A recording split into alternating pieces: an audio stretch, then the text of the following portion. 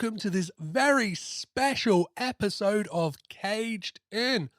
This is, of course, the first in 4 spectacular Cageuary Nicolas Cage birthday specials, where I'm looking back at some of Nicolas Cage's unforgotten gems or classics from his previous years with some return guests, and give these films the real treatment that they deserve, as a lot of them was when I was podcasting alone. We get into that on today's conversation. So yeah, there's I feel like some of these films needed revisiting, and the first of those is Red Rock West. And the guest joining me is the fantastic and lovely Nick Helm, who you may remember if you're a long time listener of this podcast. He joined me for A Colour Out of Space just last year, so it was an absolute honor to have Nick back on the podcast to talk about this underrated Nicolas Cage gem. If you haven't seen it, good luck trying to find it. I had to sign up and get involved and buy a copy on Chili, if you know what that is. I think it's a lot easier to find in the US, so any US listeners, yeah, great for you. Any UK listeners, you're gonna have to buy it in standard definition, not even high def either. As we get into in this conversation, this is screaming out for a kind of brand spanking Blu-ray, or kind of just some kind of British or UK kind of physical distribution, or even a digital distribution, because it is fantastic. Well, yeah, before we go anywhere, I guess we have to say happy birthday to Nicolas Cage, right? It is his 58th birthday as we speak now, the 7th of January. So, join me as we sing happy birthday to Nicolas Cage. Happy birthday to you. Happy birthday to you. Happy birthday, dear Nicholas. Happy birthday to you.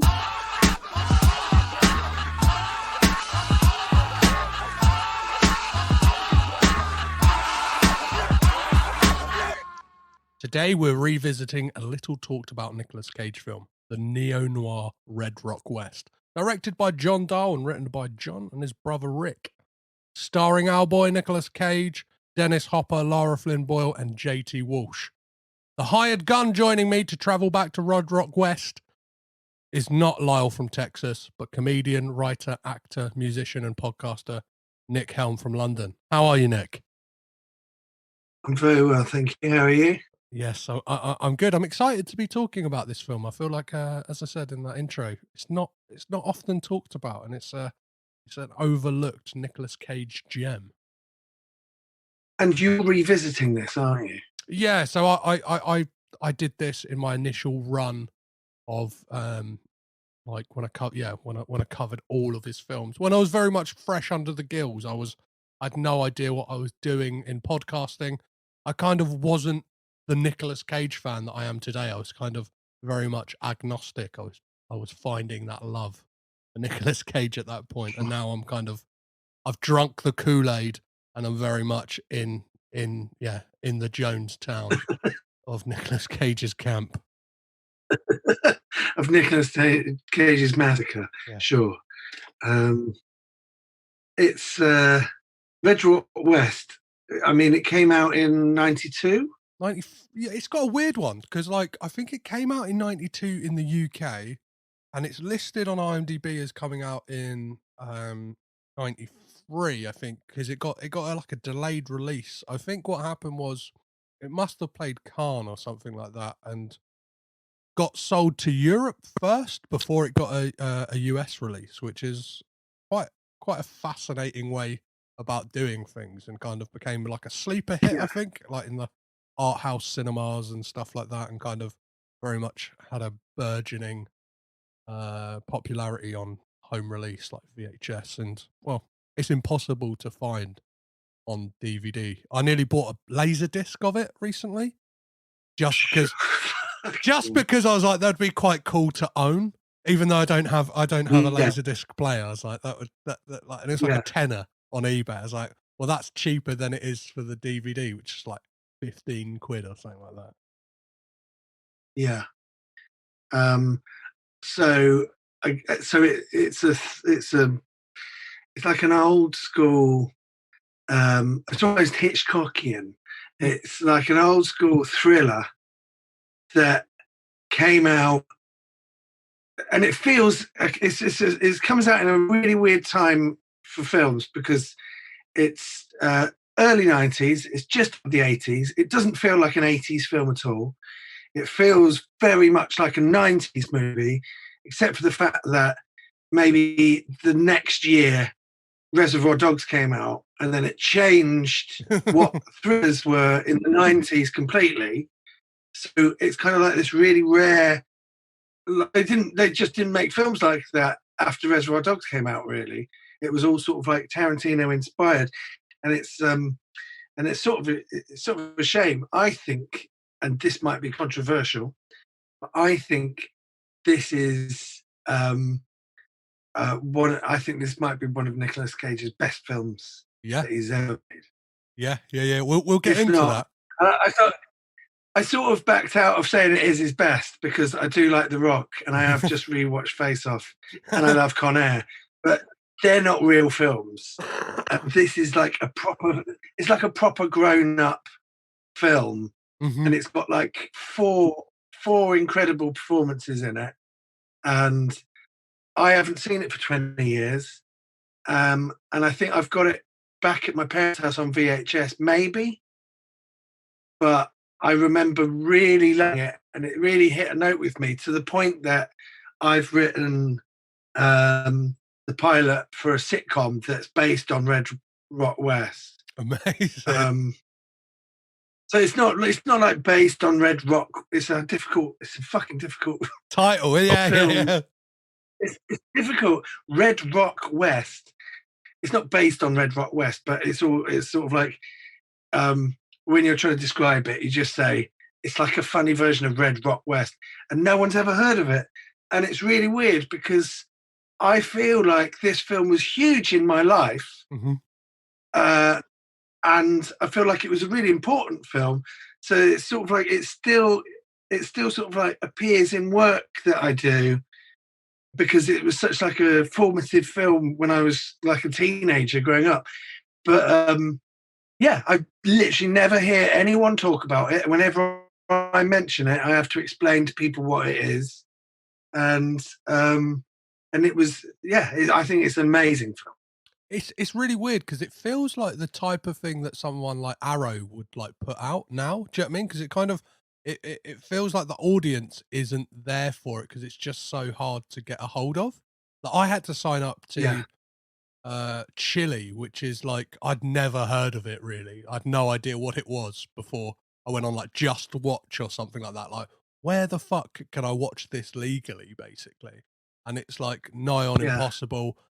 Everywhere sells region 1 DVDs of it. It's just it's just an absolute, I don't know, forgotten gem. Well, you said it might be Nicolas Cage's best, and that leads me to one of my questions I wanted to ask you, which is which is the objectively best Nicolas Cage film? Not necessarily your favorite, but like you can say like that is the best film Nicolas Cage is in. Well, I think that's difficult. That's difficult because it depends what you're looking for in Nicolas Cage, it's got like a connotation to it for a Nicolas Cage film Mhm. that um, I think that this is kind of Red Rock West is one of the films where it's like this is such a good film, and it was after like Raising Arizona and Moonstruck and Peggy Sue got married, and it was after like his 80s sort of like romantic comedy type stuff. Mhm. It was early 90s, so it was what around Trapped in Paradise and It Could Happen to You. It was before his Oscar. it was kind of like he was making these thrillers, but he wasn't like, and he wasn't being used for kind of like your comedic main guy, you know, your comedic lead in like an action movie, like The Rock and Con Air and Face Off and National Treasure. So he's not kind of like a caricature of himself. And this is like the Nicolas Cage that is in my head. And this is, I think, this film and this performance of that Nicolas Cage puts in is kind of like a real, like, I guess in hindsight, it's an anomaly because it's not over the top. It's really well measured. It's just a really great performance. He's opposite Dennis Hopper, and I noticed this when I was watching. I watched an absolutely terrible quality. So I watched it on YouTube, and there's two versions of it on YouTube. There's one version of it that's an hour and a half on YouTube, which is dubbed in Russian. So I started watching that, and I couldn't watch that. And then the other one is an hour and 15 minutes on YouTube. And it's most of the screen is cropped, so you don't even get the credits entirely in shot. And every like 10 minutes or so, they do time speed 1.5 instead of normal to speed it up. But you get the entire film. But it was like what it was like was and it's all sort of like blurred around the side, right, like around the edges, like it's gone through a filter. And the best way I can describe it is watching the hour and 15-minute version on YouTube is sort of like drilling a hole in the back of your head and peering into the back of your head and remembering the movie that you saw 20 years ago. And it's kind of like, so I haven't seen it in 20 years, and I've only watched it, this terrible version of it, so that I can talk to you about it today. And it sort of like brought everything flooding back. I think just as a film where Nicolas Cage is an actor in it and he's the lead, and before things got silly, and just in this really sort of like nice period of his career when he was starting to be taken serious for like lead roles, I think this might be his best. I probably enjoy. No, I think that it's a really fun. I was going to say I probably enjoy something like Con Air more, but it's. I mean, this film is an hour and a half. It's really tight. I would say it's probably top heavy in terms of the opening hour is better than the last half hour, where it kind of like goes through kind of like the motions. But there are so many twists in the beginning of the film, and so many sort of like repeat images that they use of him coming in and out of Red Rock, and it just unfolds at such a satisfying pace where every 10 minutes you're drip fed a new twist. And it's not like he's perfectly used in the film, and with Dennis Hopper in it as well, it's kind of like they both bring a sense of humor to their parts without kind of like winking at the audience.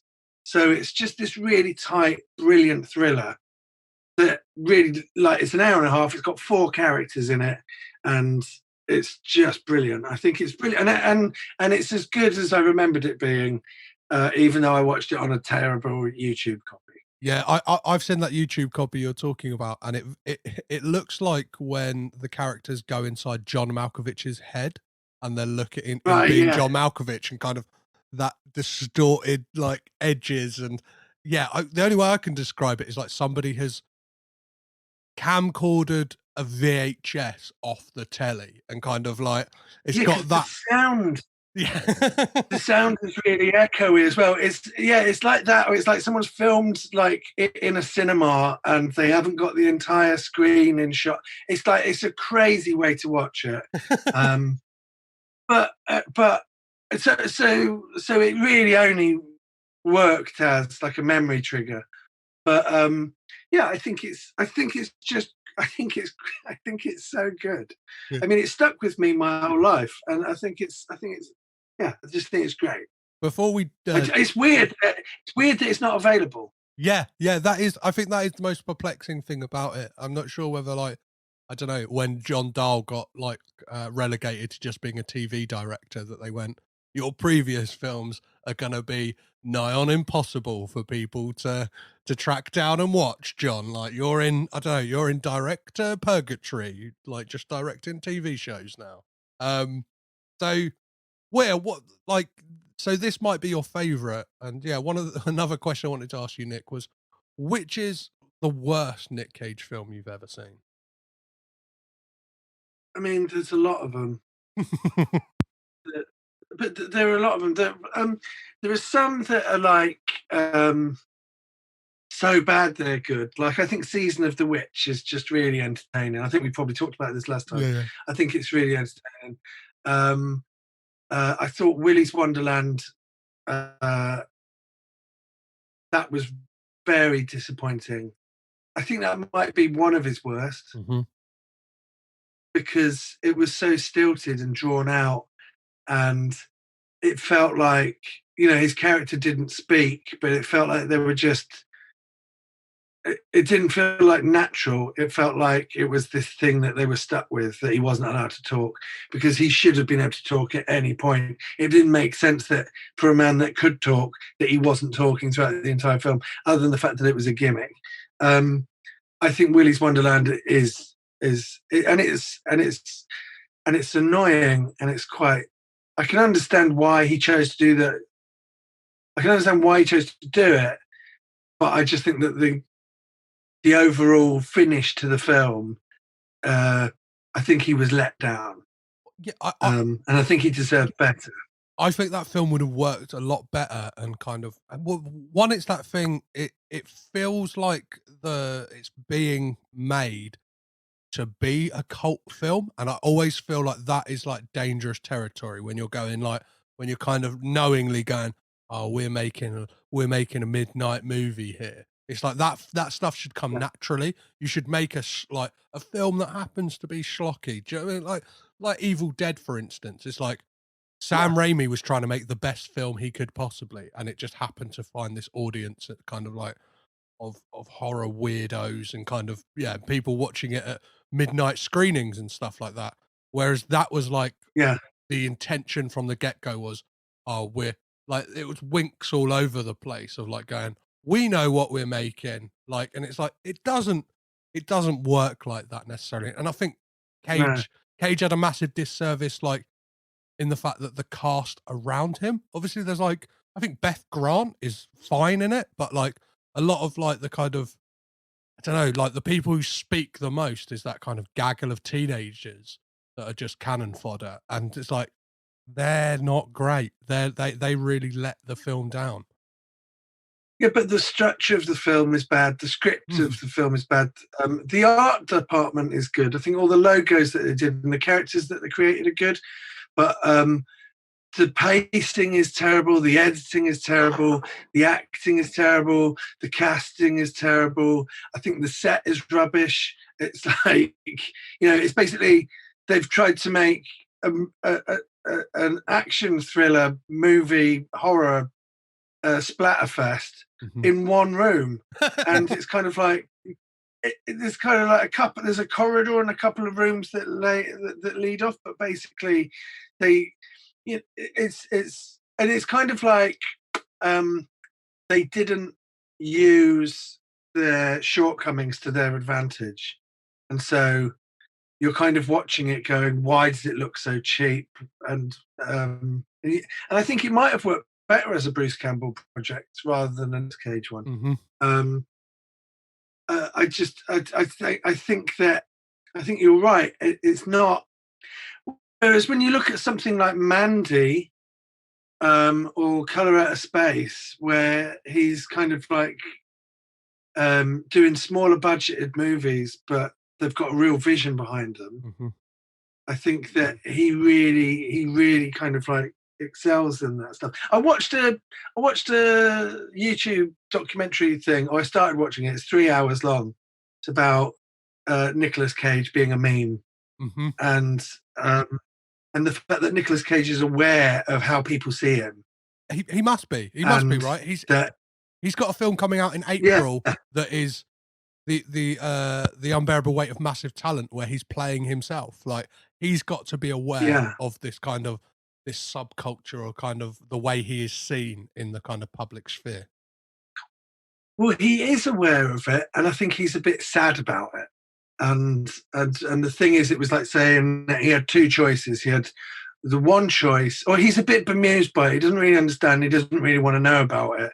But somebody um, in the early 2010s put together like a supercut, which is the thing that went viral, of every time he loses his shit, and it's called Nicolas Cage losing his shit.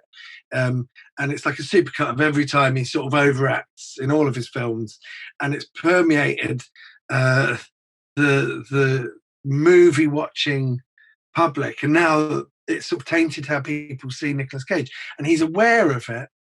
And it's kind of like saying that he had two choices. One of them was to pretend that, you know, he doesn't overact, uh, and to and to act like it doesn't bother him, Hmm. and that he's a serious actor. And the other option was to just lean into it and just be kind of like, yeah, I do crazy stuff. Um, and his explanation for kind of like making so many films was just that when he was growing up, he used to watch lots of Columbo, and well, this is one of the examples he used. And Peter Falk was always on TV, and he grew. He had a relationship with Peter Falk and Columbo because he watched him every week.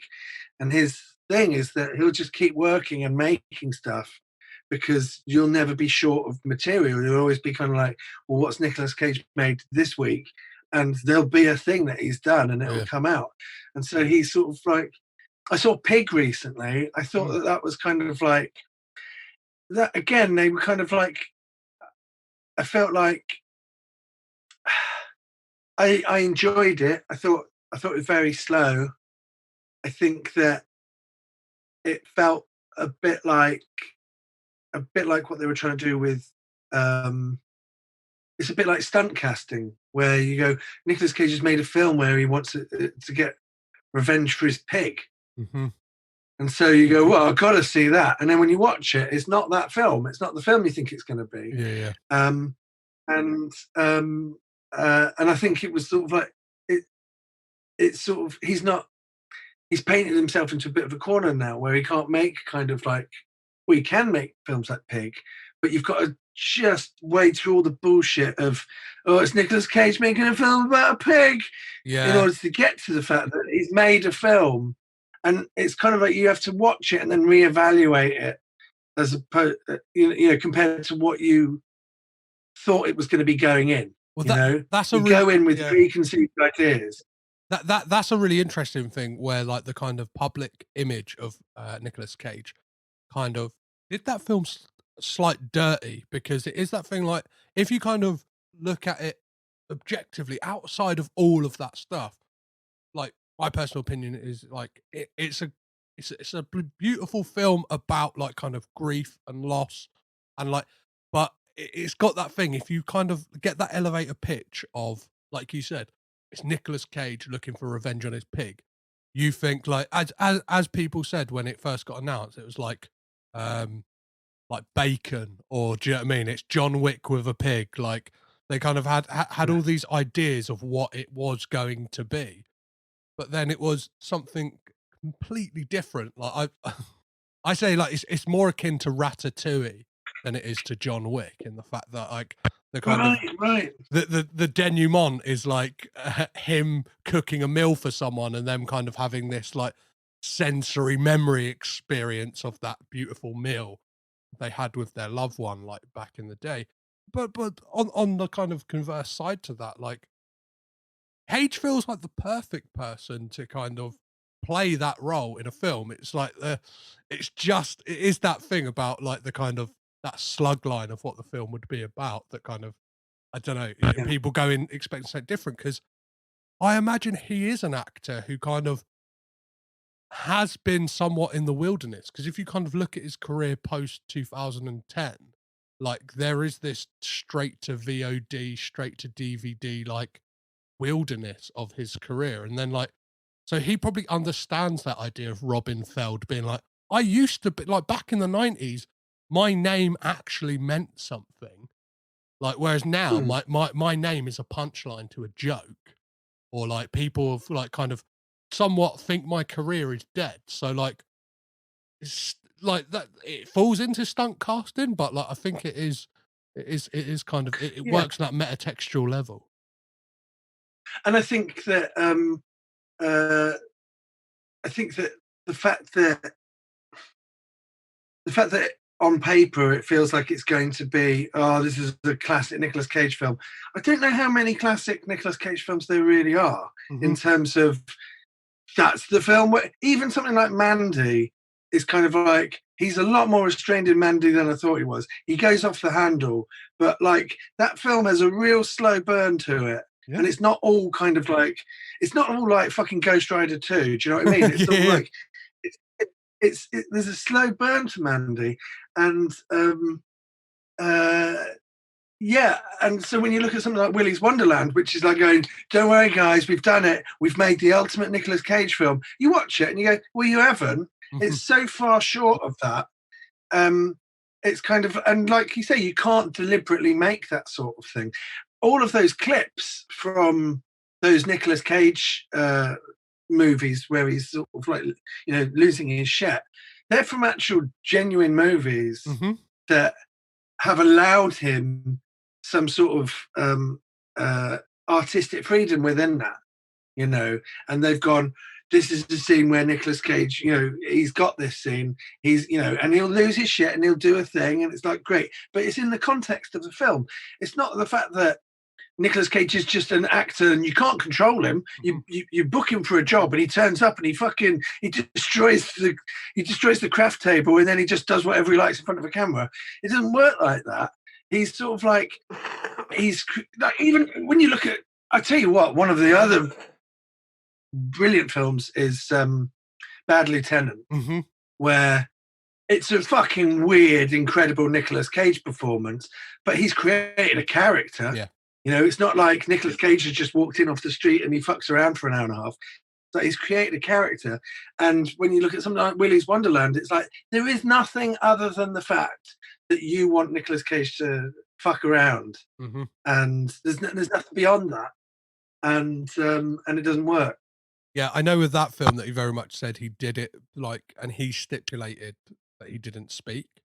I think it's just because he kind of wanted to tick that off his list of being in, like, I just want to do a film where I don't speak. That's it. Boom, done.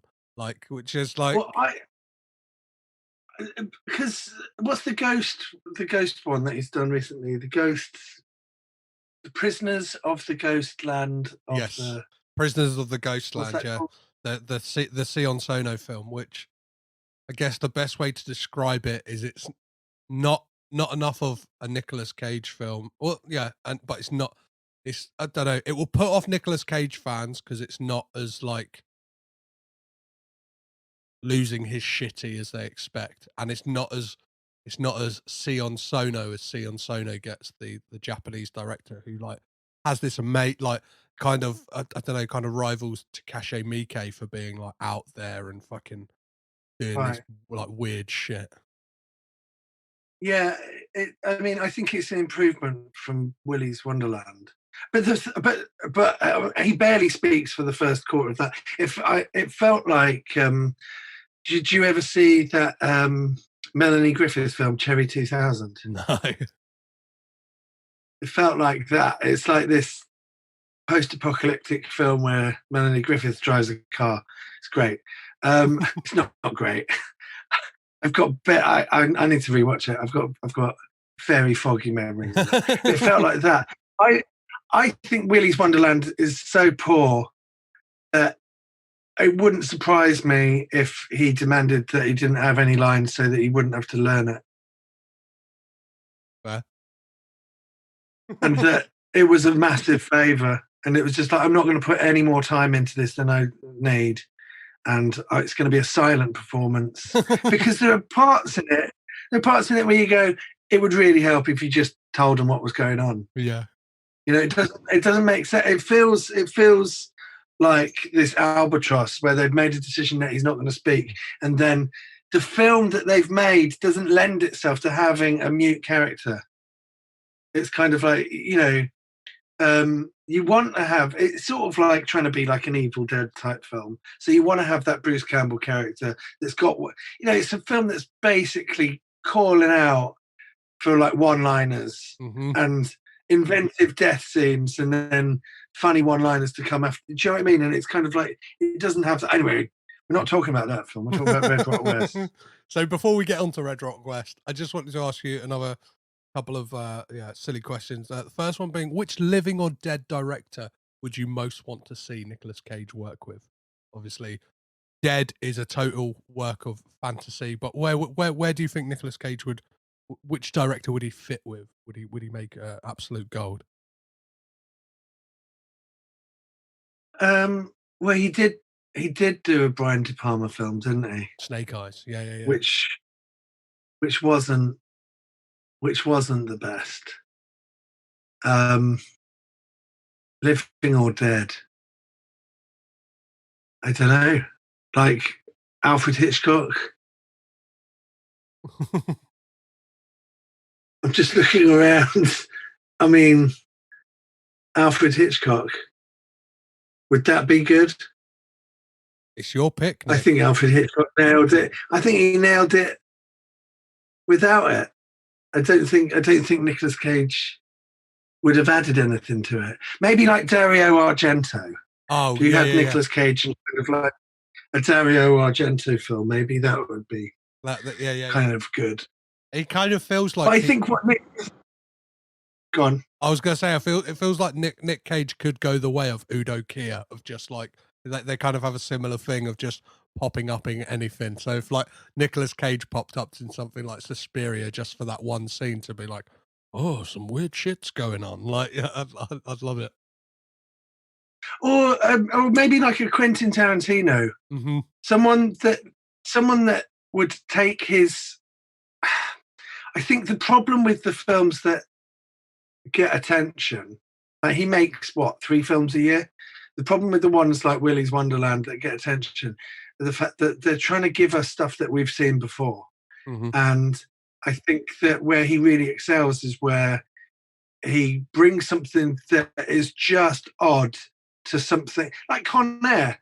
It's kind of like Con Air is a setup for a Bruce Willis style action hero. It's Die Hard on a plane. That's all he needs to do. Yeah. And he's brought along this huge accent and this amazing haircut. And do you know what I mean? He's gone above and beyond with it. And the reason that Con Air is so good is because he's elevated an already great film. I think that, and I mean it, I think Con Air is great. It's like a really good action comedy. It works really well. And Nicolas Cage's performance in it is just really kind of like, what made you think of that on the first day? And how did people react when, and action.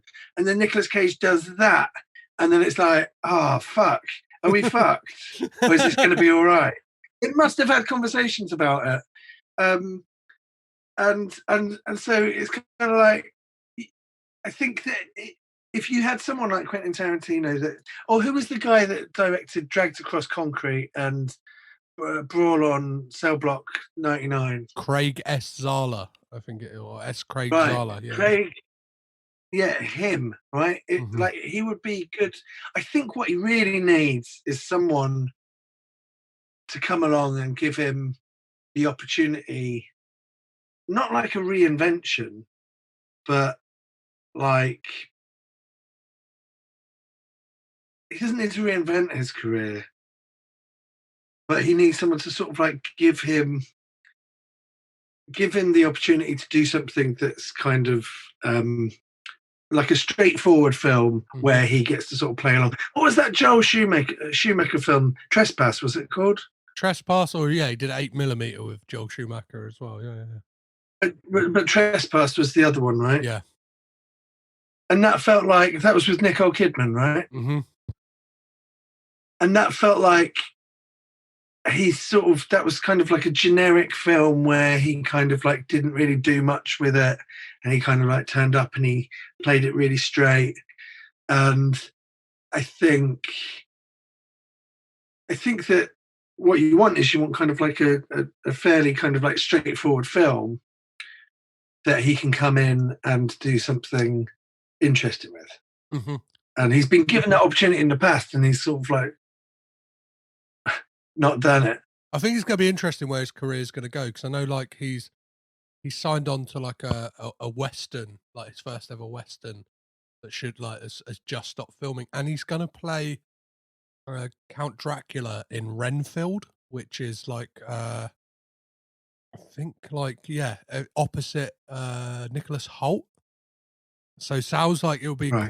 quite an interesting, like it feels like his career is going in, his star is rising slightly, in that like he's not Sure. just relegated to working with a lot of these first time directors on these straight to like VOD films and stuff like that. Yeah. And it's kind of like even Willy's Wonderland, Pig, Ghosts of the Prisoners of the Ghostland, you know, all of those films are kind of Nicolas Cage films, even though they're very different from each other. I think it would be good for him to sort of like get out of making Nicolas Cage films. National Treasure, even though I'm not a massive fan of those films, he was sort of a straight guy Hmm. just playing kind of like the all American lead. And he did some stuff that was interesting with that. Same with Ghost Rider, where he's got to play a superhero. I think we were sort of, in hindsight, I think we were denied Nicolas Cage, an amazing Nicolas Cage as Superman performance. Oh, You know, yeah, yeah. It would have been phenomenal. and that's what I mean. It's kind of like Superman isn't like a wacky Nicolas Cage character. It's Superman. Mhm. So to see Nicolas Cage in that role, what he would do with it, you know, there was the thing where Ghost Rider, he was like saying that he's a massive Elvis fan. He loves Ghost Rider and Elvis, so he's going to play Ghost Rider like he's Elvis, and he's going to eat jelly beans. And it's kind of like these are two choices that he made, and they're in the film, and they make the film stand out. And it's kind of like great. Um, and so sort of I guess that's what people don't get about Nicolas Cage, and why I'd say 90% of those films that he's making, of the films that he's making now, don't really work. Like the reason I like Season of the Witch isn't because it's this crazy Nicolas Cage film, it's because it's this film that is kind of like, it only got made because Nicolas Cage signed on to it. Yeah. And like it was this script that was doing the rounds, and nobody wanted to make it. And then Nicolas Cage signed on, and then Ron Perlman did, and then it got made. And it's kind of like, it's not that it was written as this crazy Nicolas Cage film, but it's this already quite odd film which is elevated because he's in it, Mhm. rather than having a shit film that is just kind of like, if we put Nicolas Cage in it, then we can get it made. Yeah, we can get some bums on seats, definitely. So seeing as yeah, this episode is being released for celebrating Nicolas Cage's birthday, I just wanted to ask you, what would you buy Nicolas Cage for his birthday? He's a man who has owned weird and wonderful things, but what do you think he's missing, Nick? I buy Nicolas Cage for his birthday. Oh, oh, oh, that's a ridiculous question. Listen, oh,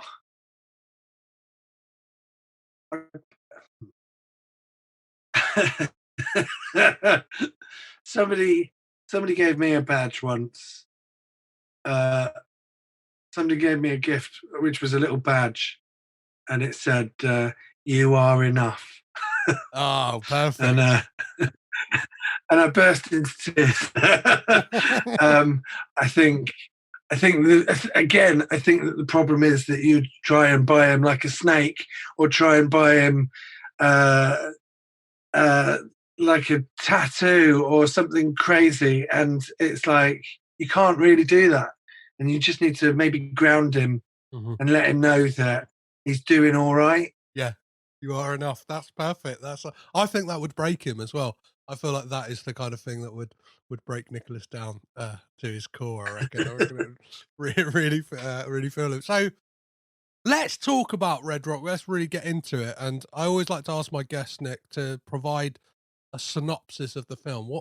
What is this film about? Um, it's difficult without giving it away, isn't it? It's Spoil about it away, spoil it uh, away. Yeah. but do you want like a one-line synopsis, or do you want like a plot breakdown, or what? Let's have a little let's have a couple of line synopsis, and then we can really open it out and have a nice little chat about the film and our favourite scenes and stuff like that. It's a Western film noir hybrid where there are dirty deeds being done, backstabbing, uh, and people trying to get other people killed. And there's a guy, a drifter, looking for work that rolls into town. You know he's a good man. That's the stuff that really sticks with me. Is the bit at the beginning when he's like waking up in the car. He goes into the gas station. He sees the money, and he always sort of like he scratches the side of his mouth. And we know as an audience, he's really thinking about whether he should take the money or not. And he knows that he shouldn't, and he doesn't. And he walks away from it, and that has stuck with me for fucking 20 years, half my life. Um, and it's about like this drifter that comes into town and gets himself like, it's about a guy that drifts into town, a drifter that drifts into town, the town of Red Rock, and through various circumstances he can't leave. He tries to get out of there, and he just gets sort of like embroiled in these sort of deceptive evil people, and it's about his kind of like his trials and tribulations trying to get out of Red Rock, Yeah. and to get some money, to make some money. That's what it is in short, isn't it? Yeah. What I love about the opening shot of it is we get like Chekhov's knee brace. Is we get like Nick like getting out of the car. One of the first things you see is him like adjusting his knee brace, and I think like that opening looks like a kind of 90s Levi's ad or something, doesn't it? He's kind of like he's got the Yeah, Texas right. tuxedo on. He's like proper like done to the nines. He's looking sexy. Like I think this is one of the sexiest that Nicolas Cage has looked, especially He's with like great. It's like leading man. It's mhm, leading man stuff. It's kind yes. of, and I guess when I first saw it, I hadn't seen that many Nicolas Cage films. It was like bang in the 90s. I think it was probably before The Rock. It was probably, um, before he reinvented himself. Mhm. And when he did reinvent himself, I thought, well, that's such an odd choice because he's already kind of like this amazing actor. It's almost like when he did The Rock and he blew up and he became super huge. It was like, was was the stuff that he was making before that not good enough? Because it felt like he was making the best films that were ever made. Mhm.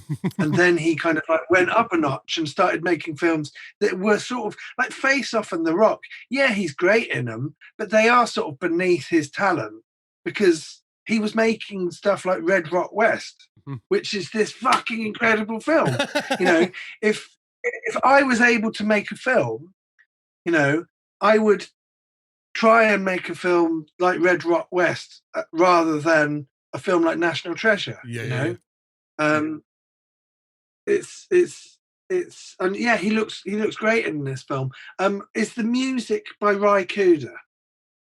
No, the music is by William Olvis. So like, but it's amazing kind of like almost like I don't know, like spaghetti western esque score. It's kind of got this like Morricone like Yeah, tones to it, and I think that I really thought it. I couldn't see any of the credits at the beginning of the film because of YouTube, and so I assumed it was Ry Cooder. And I think I've always loved. It's sort of like it's a similar score to what they use in Broken Arrow, which I Mhm. think was Ry Cooder, uh, which was John Travolta like a few years later. Yeah, it's this really kind of like cool, jangly guitar western music. Great. So to kind of expand on how you set up the film, like we get that moment when he goes into the bar in Red Rock, thinks he's going to be like a barman or whatever, because obviously he goes for a job at like a building site and gets turned away because of his bum knee. They're really setting that up for us as well, aren't they? They're really going, this guy, his knee is fucked. If you thought he was just messing about with a leg brace, like he's got a past. He was he in Lebanon or something like that. I think it gets talked about He was a later on. Marine. Yeah.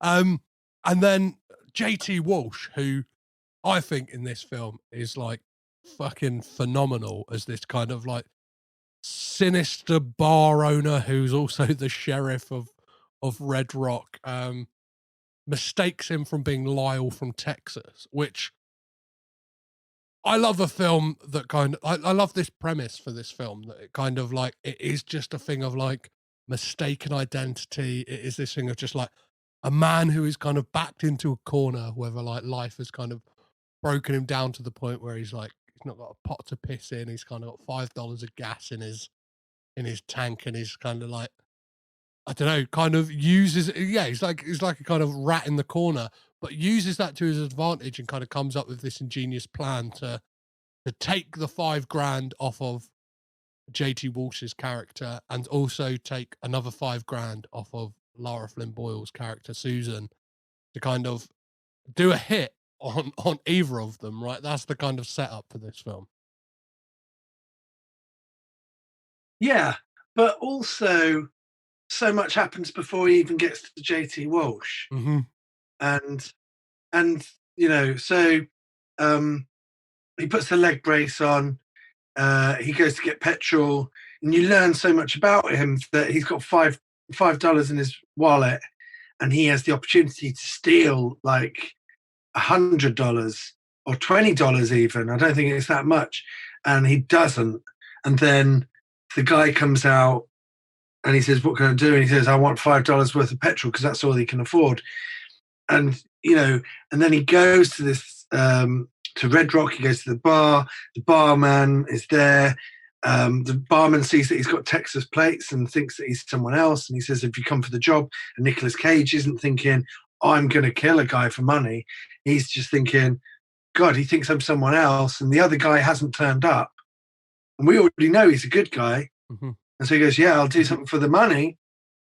And he takes the job, and then he's got to kill Lara Flynn Boyle. And so then he goes off to Lara Flynn Boyle, and you don't know what he's going to do. And he tells her that your husband's going to kill you. And he thinks, right, I've done a good job here. And he leaves town. And then he writes, does she pay him money at that point? Yeah. And then he leaves town, and he writes a letter to the sheriff.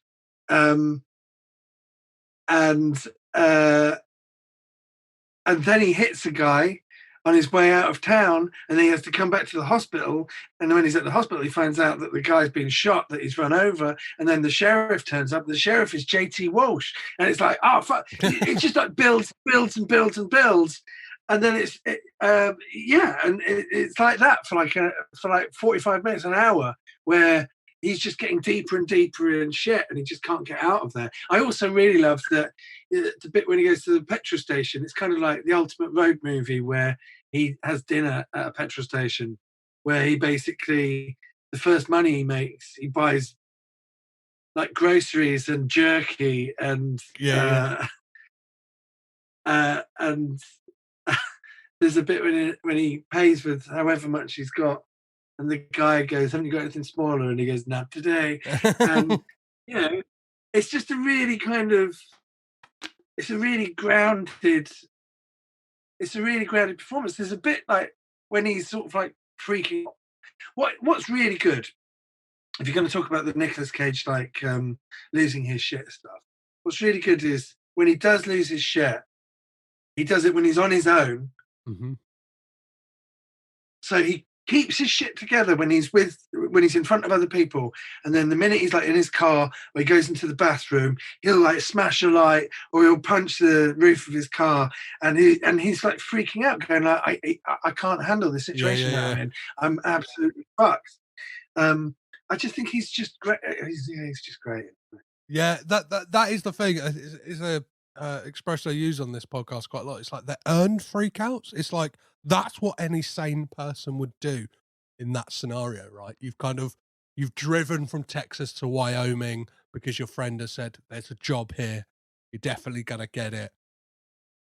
You're fucked. You got $5 to your name. Of course, you're gonna beat up your car a bit. You're gonna be like, "Fuck's sake!" Do you know what I mean? I thought I was on the yellow brick road, and it turns out I'm not. Like it's all turned to shit. And then yeah, you believe it, and like all the times he kind of freaks out in this. Like, well, here's one of them when he brings that man he's run over into the hospital. Get a doctor! What happened? Somebody get a fucking doctor! Wait here, sir.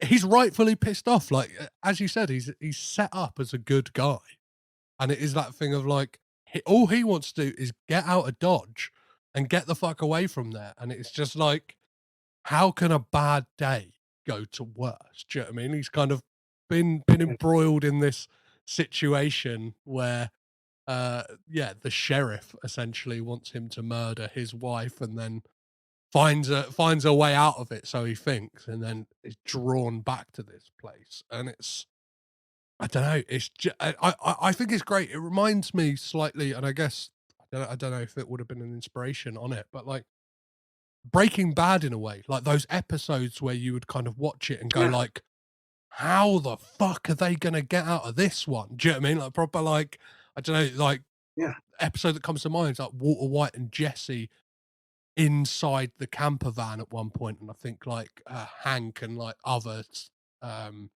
DEA agents outside, and it's like you're proper like squeaky bum time watching it, going like, I logically cannot fathom a way how you are going to get out of this situation, whether it's like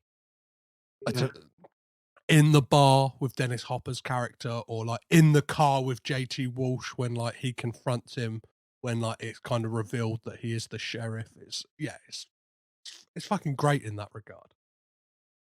But you know, in terms of movie making and it being a movie, it's like a perfect movie. It's like a 90-minute movie that's just takes you on this great kind of like adventure kind of thing, and it's got good guys and bad guys, and it's just really tight.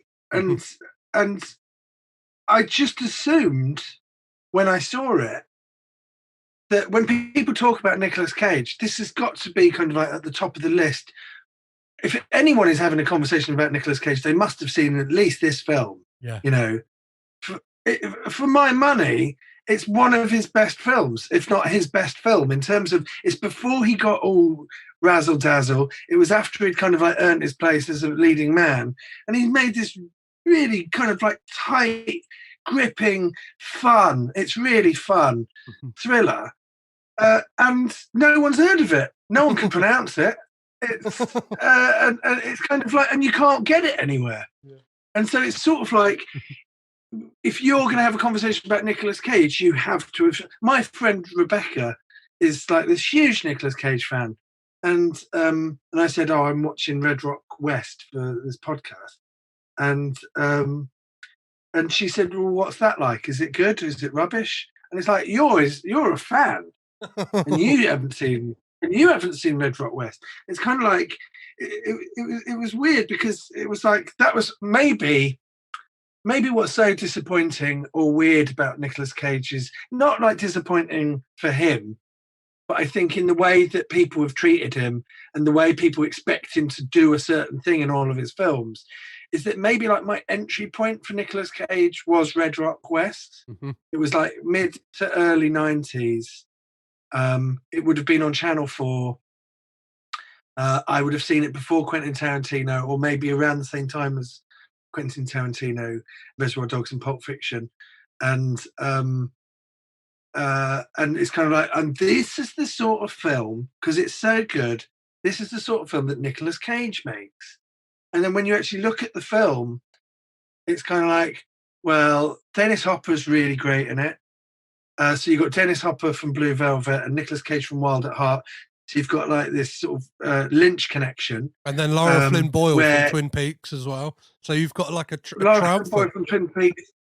Yeah, right. And but also you've got Lara Flynn Boyle from. Did she make Wayne's World the same year? Yeah. Or was that like a couple of years before? It's kind of like you got Lara Flynn Boyle from Wayne's World, and JT Walsh plays sort of like a similar character in a similar movie, Breakdown. Never seen it. Is that right? I can I find think out. JT Walsh is in Breakdown, and it's kind of like a similar part. Breakdowns. I enjoy Breakdown. Lots to like about Breakdown. It's got Kurt Russell in it.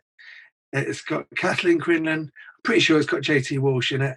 But it's not as good as Red Rock West. And more people have heard of Breakdown than Red Rock West. Yeah, he is in Breakdown. Yes, he is. He plays yeah.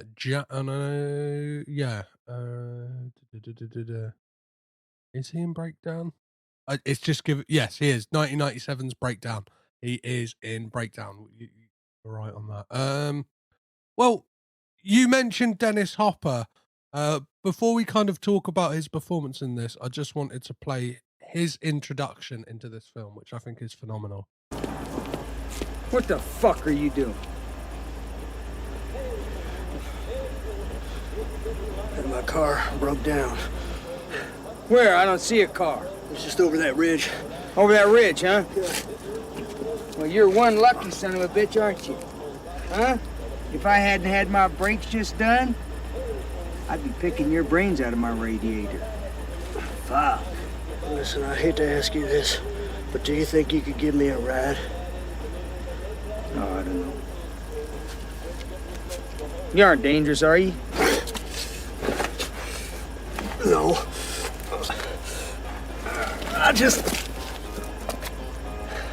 need a ride. You can drive me off at the nearest gas station. Okay, cowboy, you got yourself a ride. Get in.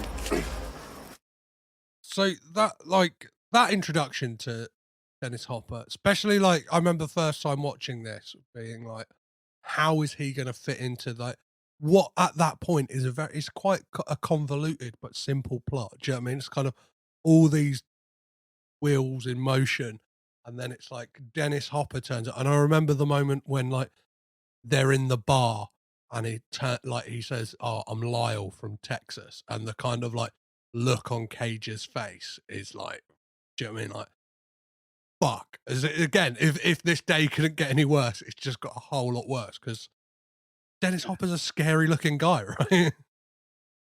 Yeah, but Dennis Hopper is really subtle in like Dennis Hopper's performance, especially from the early on. It's like a real roller coaster where you think, oh my God, just that bit where he hits him and he's like, well, where's the car? And then he goes, oh, it's over the thing. Oh, it's over there, is it? He's not going to believe him. Oh, he does believe him. Oh, do you know what I mean? It's kind of like, there's a bit when they park outside the bar and Nicolas Cage doesn't want to go in the bar.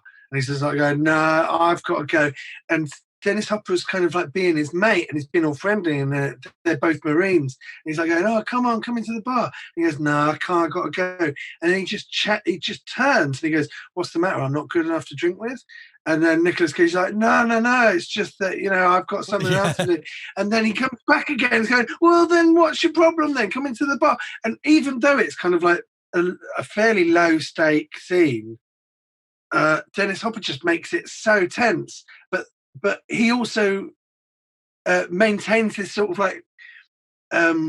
he's like this friendly character, and then occasionally, and it doesn't even feel like a mask. It feels like occasionally the friendliness slips slightly, but it feels like he's a fairly good-natured guy who is also a killer.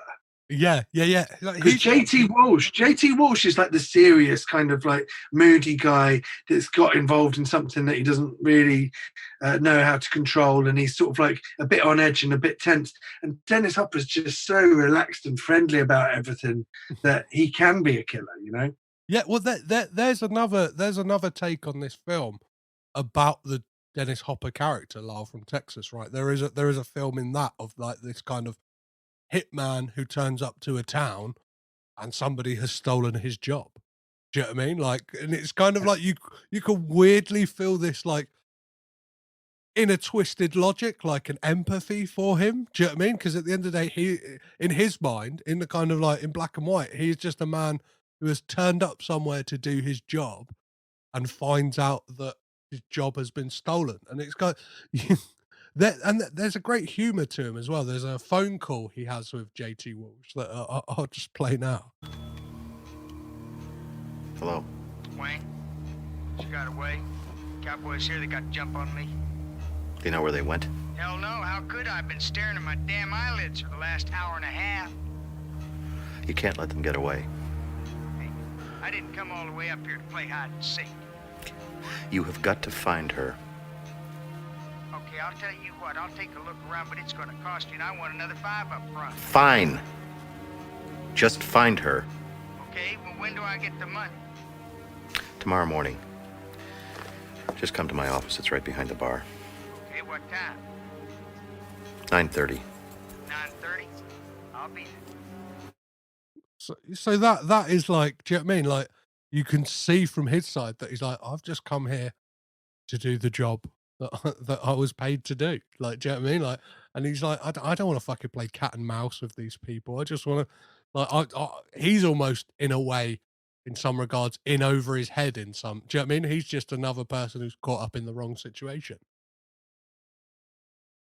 Yeah. I mean, all four of them together, they're all playing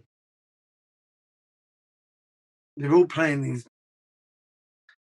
very different, well-drawn characters that all complement each other. Mm-hmm. But again, it's sort of like this is before Speed and it's before Waterworld. It was sort of it was before like Dennis Hopper was kind of like not just like rediscovered, but then sort of like pigeonholed. Mm-hmm. You know, he went his whole career until the mid-90s, and then he was sort of like, oh, you'll be the bad guy. And Super Mario Brothers as well. Maybe that's the film that did it. But this is kind of like I rewatched Texas Chainsaw Massacre 2 recently as well, which is got a really good Dennis Hopper performance. But that's one where he is actually fucking crazy in it. It's just Dennis Hopper in this film is just walks that really great line of being incredibly entertaining, but also absolutely lethal. Mm-hmm. And there are so many scenes where it's just like the flick of an eye, where you kind of like see past the veneer into like this, you know, dark-hearted killer, and then it flips back again, and he's sort of like an enjoyable presence on screen. He's brilliant in it. Like, they're all brilliant in it. Yeah, they're all brilliant in it. This film is brilliant. I don't think anyone but Dennis Hopper could deliver this line without some kind of fucking with the menace that he does. It's turkey. One of my favorites. There's some, that, like, just talking about a turkey sandwich, I don't know. And like, there are some great moments as well. There's that moment in the car when like he flips on Nicolas Cage's character and like says, I know who you are. Like, you think you're better than me. I knew a guy like you before. And like, do you know what I mean? It's like, I think it's when he's like trying to get him to like drink booze, and he's kind of got that. I think they're all in the car, right? And it's revealed. That's what I mean. This film goes twist upon twist upon twist. So not only do we get the kind of mistaken identity, we get the, I'm going to do a hit on the wife. No, now I'm going to do a hit on the husband. I'm going to get out of town. I've run over the guy. I get picked up. I get picked up by the sheriff. I escape. I get caught by the guy who is the assassin who was originally hired. Now it transpires that I'm in I've kind of got into some kind of weird relationship with the wife. And now we've got to head back because there's like $1 million in a safe.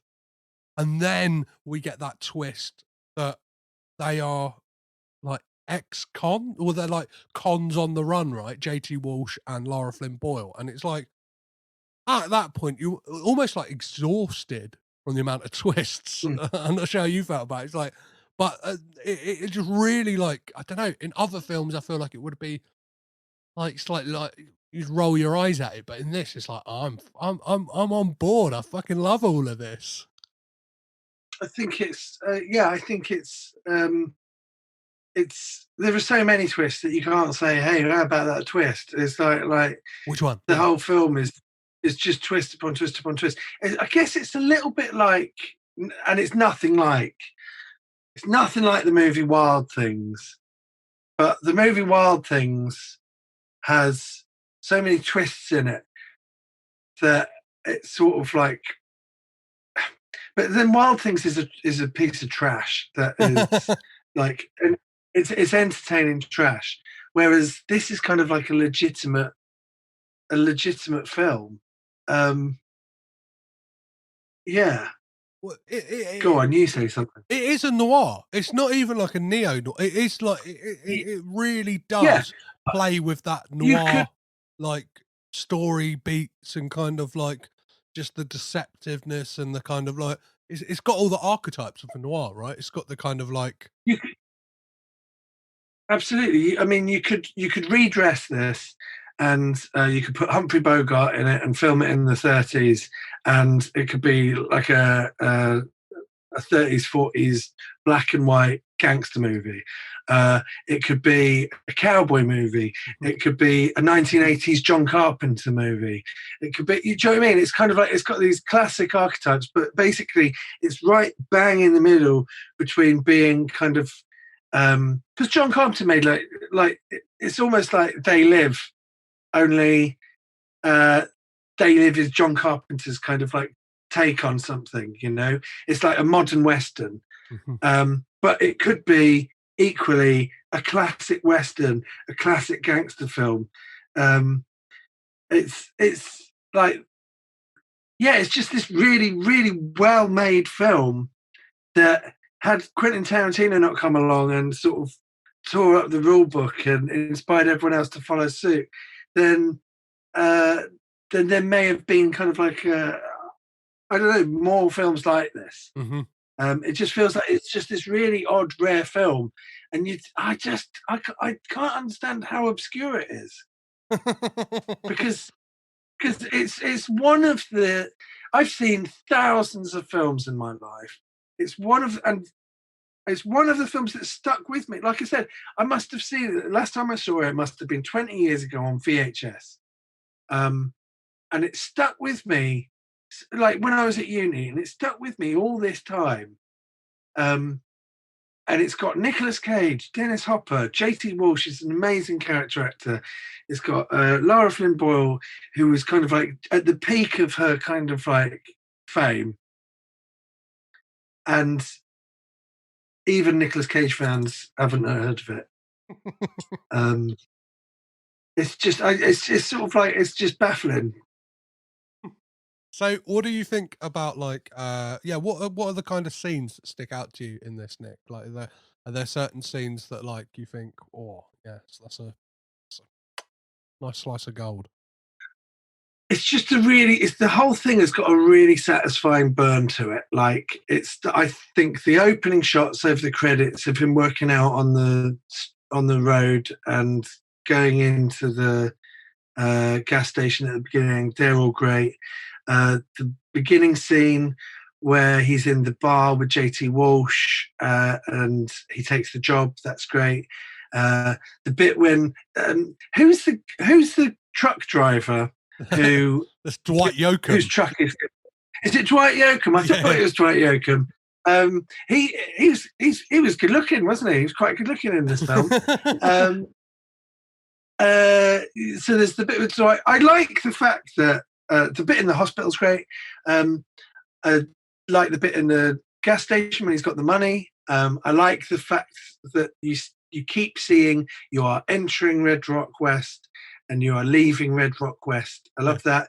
I like the fact that you've got this gangster cowboy movie that all finishes in a graveyard. I think, and even when they're kind of like getting away at the end, there's still more twists. There's still more, and then it ends. And I feel like the film is, it doesn't. I mean, and I say this as like a compliment. Like it's 90 minutes. It doesn't outstay its welcome. Mm-hmm. It uses its time great. It drip feeds you kind of like suspense and the thrills and the information and the twists and the turns. It drip feeds you at just the right level. And then just when you're thinking, I think it's maybe a little bit anticlimactic, but while you're thinking this might be a bit anticlimactic, and then it ends. And then it's like, right, that's it. Mm-hmm. I don't think it is, but watching it again, I do sort of like, I think that the like I said, like I think the opening, the beginning, the first hour of an hour and a half film is so sort of like well done that the last act kind of like can't really beat it. When it comes to the reveal that obviously Lara Flynn Boyle was kind of the mastermind in all of this to some degree, that she was the one who killed the ranch hand, and it's kind of like it's the reason almost that Nicolas Cage is in this mess, right? Because if she hadn't have shot the ranch hand, he would have been out of there. Were you surprised, or were you kind of like, this is the natural conclusion for where this film was going to go? I mean, you don't see it coming, but it doesn't stick with you. It's not like, oh my God, and then it was her all along. It feels like this is it's kind of like, it's like someone is telling you a really satisfying story, Mm-hmm. and with every twist that emerges, you go, that is as it should be. Yeah. You know, it feels inevitable, and yet it's still sort of surprising. So yeah, we mentioned Lara Flynn Boyle.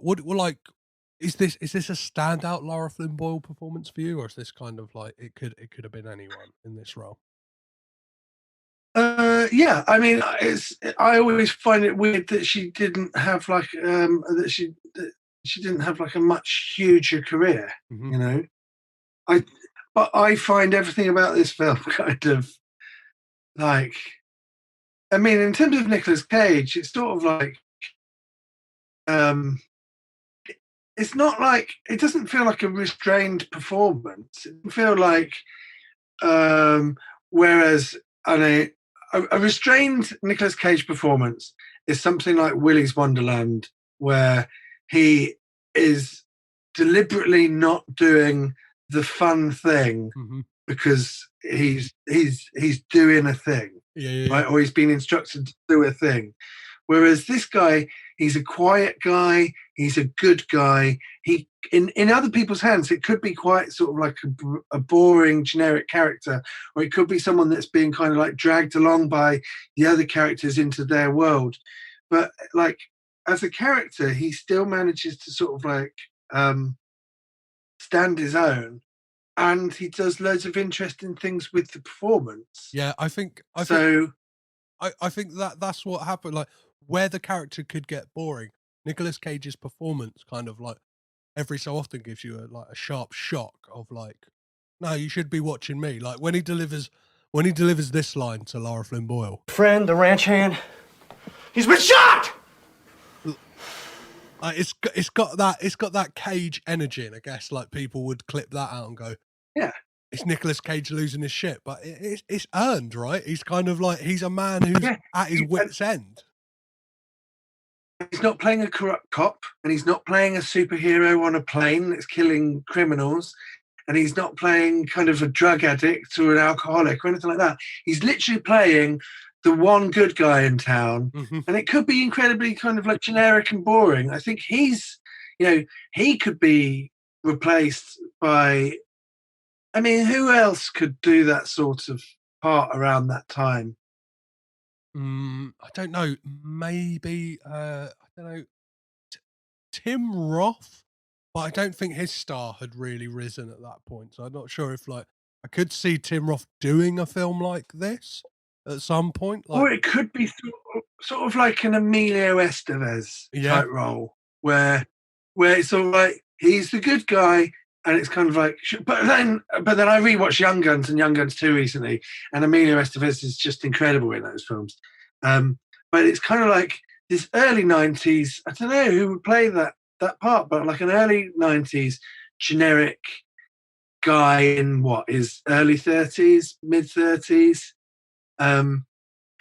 It could be kind of like a forgettable part, but he does really great stuff with it. Lara Flynn Boyle, she's really great, but it's kind of like I first was aware of her from Wayne's World, and then this, and then what else did she do other than Twin Peaks?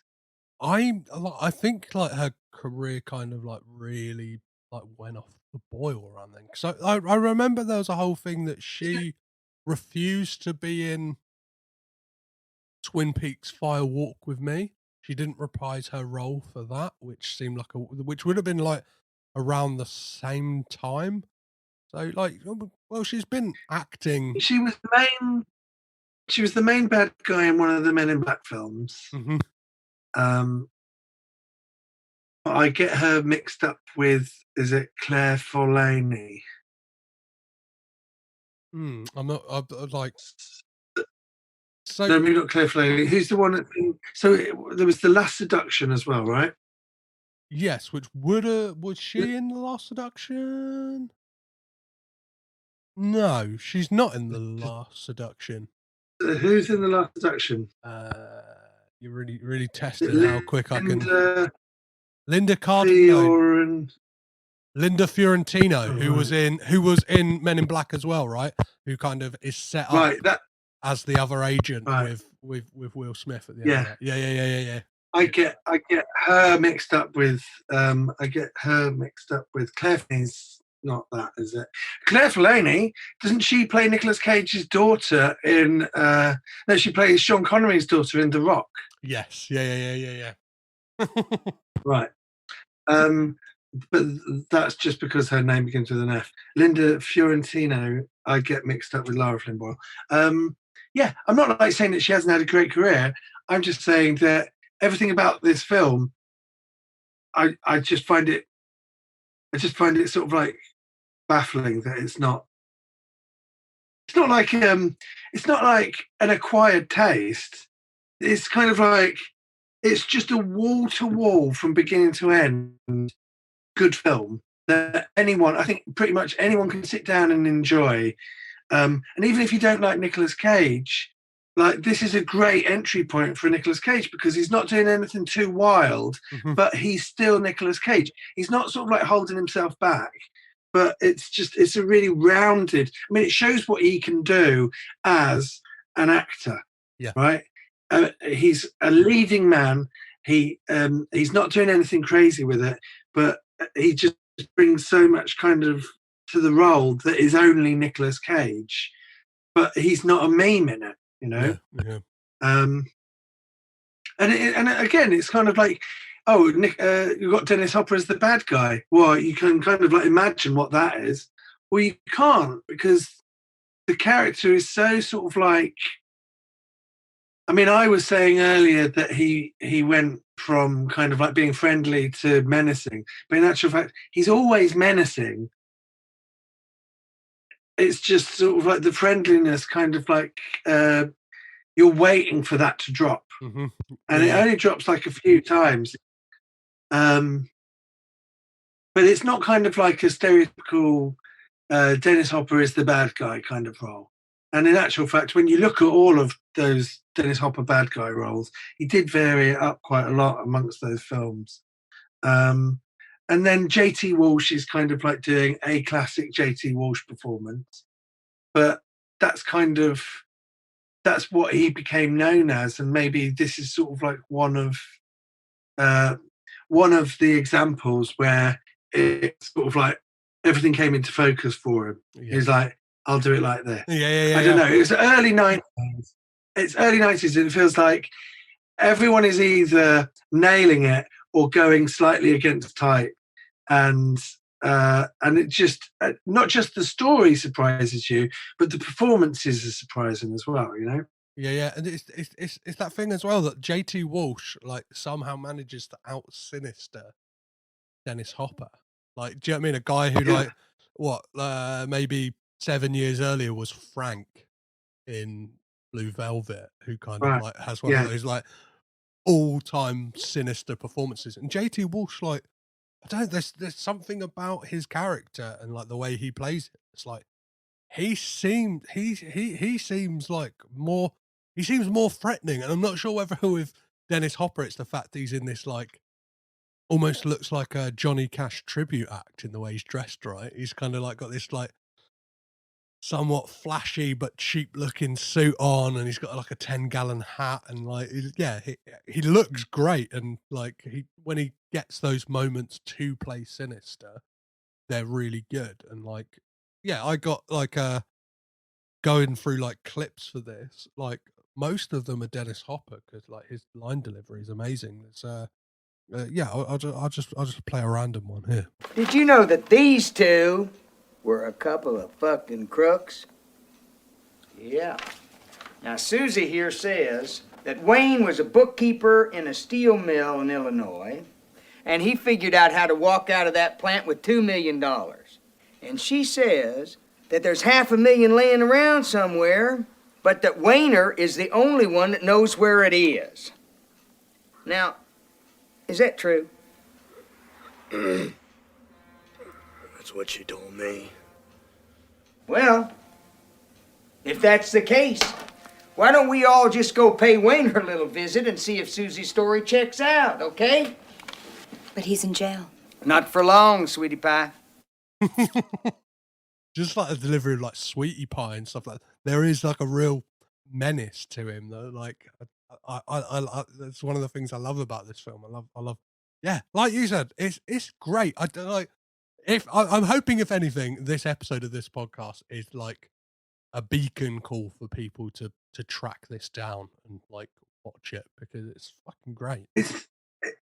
It's so hard to find. I can't understand it. I can't understand it. It's I don't know. If you'd have told me that this was kind of like what Nicolas Cage was most well known for, I would kind of like I'd believe you. But it's kind of like it's easier to get a copy of Trapped in Paradise than it is to get a copy of Red Rock West. But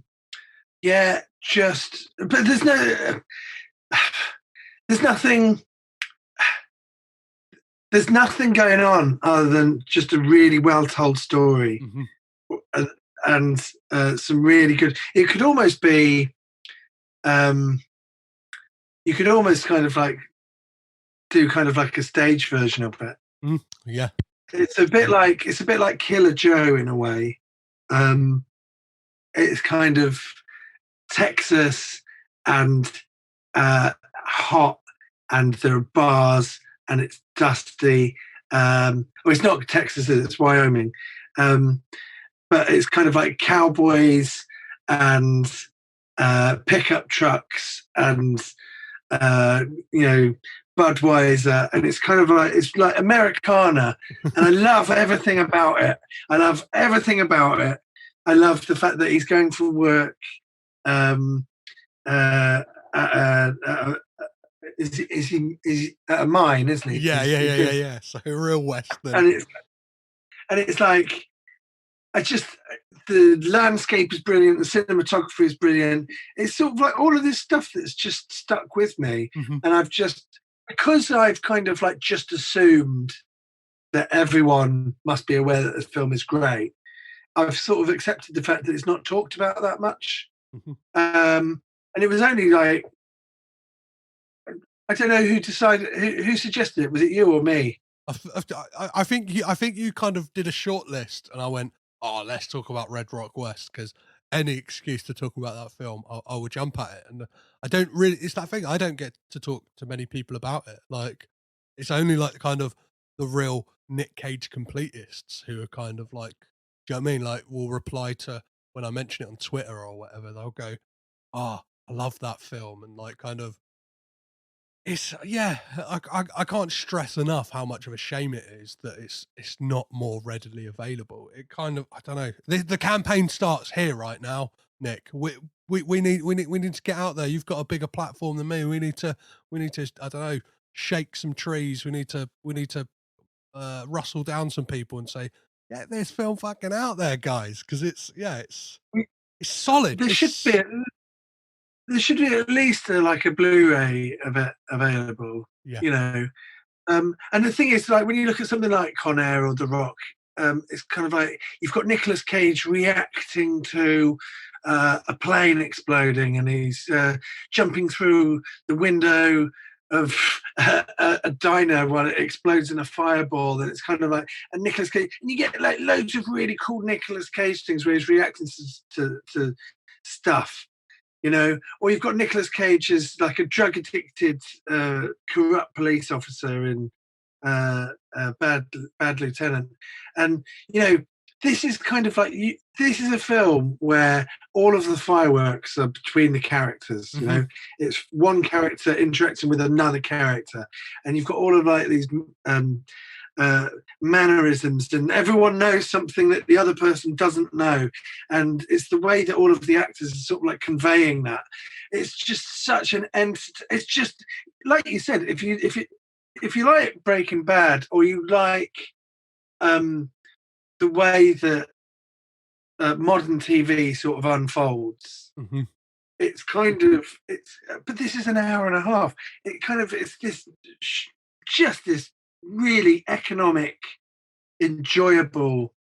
Oh God, I'm just repeating myself over and over again. Really, I just can't believe that no one's ever heard of it. Really. So before it feels like it should have been the biggest film of the 90s.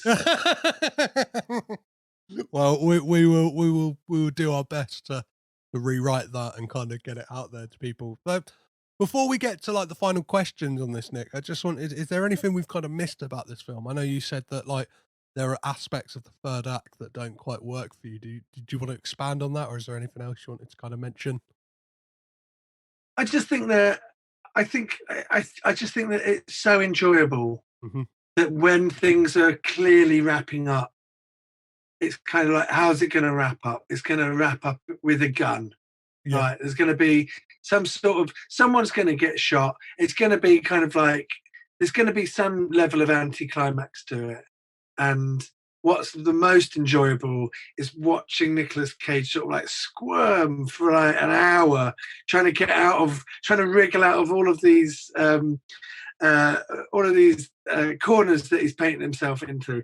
And it's just, and that's what's great about it. And it's just when you know that ride is coming to an end, you can't help but be a little bit disappointed. But I don't think the ending is bad. In actual fact, it's a suitable ending for this film.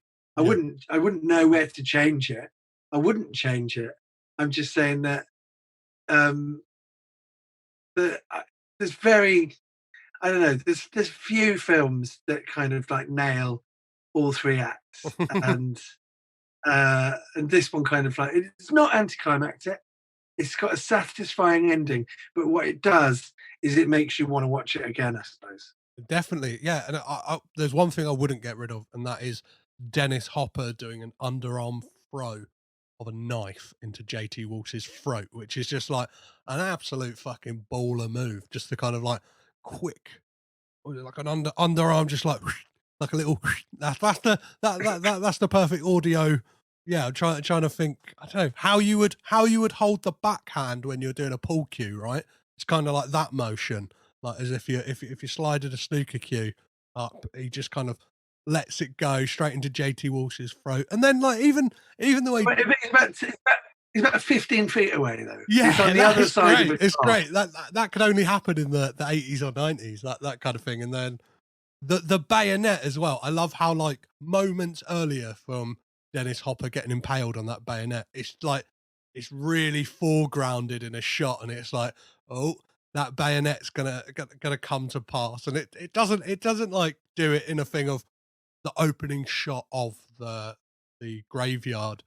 is that bayonet. It is literally within like 10 seconds of Dennis Hopper getting impaled on it. And I love the fact that, like, even after that, he's still crawling towards them, right? He's still kind of like coming after them after that. And then the fact that the graveyard is right next to the train track, and it kind of comes full circle, right? You've got this drifter kind of going to his kind of spiritual home of being on that train, that kind of like archetypal image you have of a drifter kind of jumping on the freight train to the next town. And then it's like just when you think, because it's got all of that, you know, it's got a tick list of all the things that you expect to see in that sort of film. Just when you think they may have left the train out, he jumps on the fucking train, doesn't he? Maybe it's the fact that they arrest people at the end, and not everyone gets killed and comes to a sticky end, that makes it a bit anticlimactic, where you go, oh well, you know, some of these characters are going to have adventures on another day, you know. I guess maybe that's what makes it kind of like a little less a little bit anticlimactic, but I don't know. I love it. Amazing. So as I do with all these podcasts, I always ask 3 questions at the end. The first one being, does Nicolas Cage have bad hair in this film, Nick? He's got Nicolas Cage's hair. And it's a haircut which is uniquely Nicolas Cage's. He looks like he's got quite uncomfortable hair in general, doesn't he? Yeah, he's trying to escape his face. Like it's got it. Like, I think it's almost like he's got frizzy hair that's been straightened, and I think maybe, you know, like the texture of his hair in what's the one where he plays twins that are writers? Adaptation. You know, his hair in Adaptation. I feel like that is Nicolas Cage's hair, and that whenever he does anything else, it's sort of straightened. Yeah. And I feel that it doesn't have bad hair. This is no bells and whistles. Nicolas Cage at the height of his powers, before he got ruined by big blockbuster Hollywood movies, and after he was coming off of more character-driven stuff and quirky things from the 80s. At the beginning of the 90s, he had this little window, and this is kind of like the peak Nicolas Cage performance that all other performances should be kind of rated on, you know, graded on. Definitely. It's kind of like, this is him playing the hero, the lead, without any bells and whistles to it, and his hair suits that role. That's a perfect answer. And this is the time to talk about the accent Nick is doing in this film. And does he do a crazy voice? Obviously, we've talked about some of his films, like Whoever Losing His Shit, and I know Vampire's Kiss is a voice people talk about. But what do you think of Nick Cage's Texan accent in this? And is it crazy, or is it kind of well suited for the film? It doesn't stand out at all. It's like, when I heard back the clips, it's obviously a lot higher than he does it's not a million miles away from Con Air, except for the fact that is a really deep voice that he uses in Con Air. This is a lot more like natural. But it's not a million miles away from Con Air, but it's just the right amount of miles away from it to just be completely naturalistic. Definitely. And this somewhat, I'd be interested to know if this was one of the films that kind of like casting agents and directors might have seen that got him cast in stuff like The Rock and Con Air. Do you know what I mean? Because it kind of feels like part of his sort of like campaign, where he would have done like a few films in a row to sort of like go, and I can be like a leading man. But I'm surprised that there isn't like a big wedge of time that were all performances like this. You know, he's so over the top in The Rock, you know, even though he's kind of like the straight guy. He's like your main character. He's the entry point for the audience, and then you've got Sean Connery and Ed Harris doing bigger things around him. He matches them on energy in The Rock, and with this, it's kind of like this is. I'm surprised that there weren't like. When people say like, "Oh, it's Nicolas Cage losing his shit," you'd have thought that would have been kind of like an anomaly for films where he was playing this regular leading man and then he'd lose his shit in a thing, and people enjoyed that, and then it became, well, let's see him lose his shit a little bit more in this film, a little bit more in this film, until it was entire films of him losing his shit in them. But really, it's kind of like. This is just such a well-judged, nuanced, well-balanced performance. It's a brilliant performance. Mm-hmm. It drip feeds information to you through the performance that he's illustrating the script to you. He's like really selling what's happening in the film, and he's really selling the stakes that his character is going through. It's such a I would have just assumed that there was like 15 years of Nicolas Cage acting like that, and then he got old and went, "I'm going to go mental," but he didn't. It seems like there's like one film. Like, isn't this what was around this film? There was Kiss of Death that was around this time. Yeah, so there would have been the same year as this would have been Deadfall, which is a kind of like fucking crazy Nick Cage film where he plays this kind of cocaine-addled bad guy. Like, I'm not sure that I think that is heavily clipped in Nicolas Cage loses his shit. Like, that's in that sizzle reel. Well, talking about Nicolas Cage losing his shit, does he freak out in this film, Nick? Yes, but in it totally justified moments, and it doesn't go on like huge rants, and they're not like show-stopping moments. They're kind of like he's an avatar for the audience, where he's got himself involved in some terrible shit, and he is learning all of this terrible stuff as the audience are learning it, and so he'll be in a room, and Dennis Hopper and JT Walsh will back him into a corner, and he'll learn something else, and we all hold our breath until Nicolas Cage leaves the room, goes into the bathroom, and then he goes, "What the fuck's going on?" And he's sort of like voicing it for us. Do you know what I mean? He's like our avatar. He does lose his shit. He does it really well in this film. Well, I'll play a clip of him losing his shit. Fuck Mexico! And another one for people at home. It's him saying horseshit. What do you say we put a cap on the horseshit and figure a way out of this? Okay? But they're, as you said, they're earned, right? They're earned losing of shit. Yeah. And then if you look at that line, what's the line? It was what, fuck Mexico or let's cut the horse shit? Yeah, let's cut the horse shit and what? Let's play it again. What do you say we put a cap on the horse shit and figure a way out of this? Okay? Yeah. So what do you say we put a cap on the horse shit and figure a way out of this, okay? You can do that line any number of ways, What do you say we put a cap on this horse shit and figure our way out of this, okay? You can there's any number of reasons to do that. For him to put the emphasis on the word horse shit and to pause it as if that's the end of the sentence and then carry on like that, it's that's what he does. Yeah. He'll take black and white words on paper and then he'll make them into these performances, and this is they've cast Nicolas Cage in this movie to service the script. Definitely. As opposed to we've got a substandard script, and if we whack Nicolas Cage into it, he can save it. He's not saving the script. He's literally serving it the best way he can. And and because of that, it's a brilliant film. It's a brilliant script. It's really well directed. Cinematography, the score is great. All of the supporting actors are great, and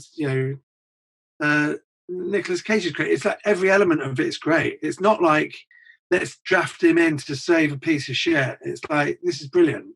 Yeah, I love the fact as well that he did this film because Francis Ford Coppola was a massive fan of John Dahl's previous film, Kill Me Again, which I had intentions of watching but haven't got round to doing so yet. But like that makes me really interested to check that film out. Like I've not seen any of John Dahl's films after this. Have you delved into the world of John Dahl at all, Nick? No, not really. He's always been one of them because of this film. He's always been one of those directors that I've wanted to sort of, get into. But I guess so. He did The Last Seduction as well, didn't he? Mm-hmm. And there's just something about that film that's never really jumped off the shelf at me, and I've never kind of like. I've always thought, yeah, I should watch that because I really like Red Rock West. But I think that it's almost like Red Rock West it's like a perfect storm of elements to it. That I love the setting, I love the way it looks, I love the way it sounds, I love the cast, I love the structure of it. I find it's just really entertaining, and I don't think that that's necessarily a John Dahl movie. I think it's this film is special. Yeah, definitely, and it kind of feels like that. I don't know, like you're saying, like the lightning in a bottle thing, where all the elements came together in like I don't know. Could this cast ever be established again? Do you know what I mean? Brought together again? Could Yeah. Like Cage will never be at that stage of his career again. Like everything kind of lined up just right for it. Because it was a dying art form at that point. Mm-hmm. This is an adult movie. It's a grown-up movie. There's swearing in it, but it's not Quentin Tarantino levels of swearing. There's violence in it, but it's not Quentin Tarantino levels of violence. And when Tarantino came along, everything, and I'm not a prude. I don't have a problem with swearing. I don't have a problem with violence. I don't have a problem with anything like that in films. But it kind of like Quentin Tarantino introduced like pop culture references, hyper violence and swearing into like a film noir setting, and that's what they became. And then Nicolas Cage went off to make films like The Rock and Con Air, which they're 15s and 18 certificates, but they're kids movies. It's like it's like The Rock is a movie that a 10-year-old should be able to enjoy. Mm-hmm. It's they're not challenging movies. They're not, and when I say that they're grown up, I don't mean that they're grown up in terms of the content, but in terms of just the way that the characters interact with each other. These are grown-ups, and they're complicated relationships in between all the characters that the actors are sort of explaining. You don't have that in the later movies that he ended up doing, because they're sort of black and white. You got the good guy and the bad guy. There's no real, The Rock, there are shades of grey, aren't there? But that's sort of like an anomaly for that sort of genre. And they're basically they're kids movies with huge explosions in them. And Red Rock West is like this really. It's almost like one of the last westerns. Do you know what I mean? Mm-hmm. It's like it's like this watershed. It's just before this watershed moment where cinema changed, and this is the sort of grown-up entertainment that we. And now it's kind of like, oh, great! There's loads of violence and swearing in this. It's like everyone wanting like an R-rated Wolverine movie, and everyone wanting kind of like an 18 certificate Deadpool movie. And it's like, great, but they're not grown-up films. They're kids movies that have got swearing in them. Whereas this is sort of like this really kind of like sophisticated, set it in a city, put Humphrey Bogart in it, and make it black and white, and it's this real complicated kind of, you know, collection of characters that are all thrown together. And yeah, and I'm not going to say it's a shame that cinema changed.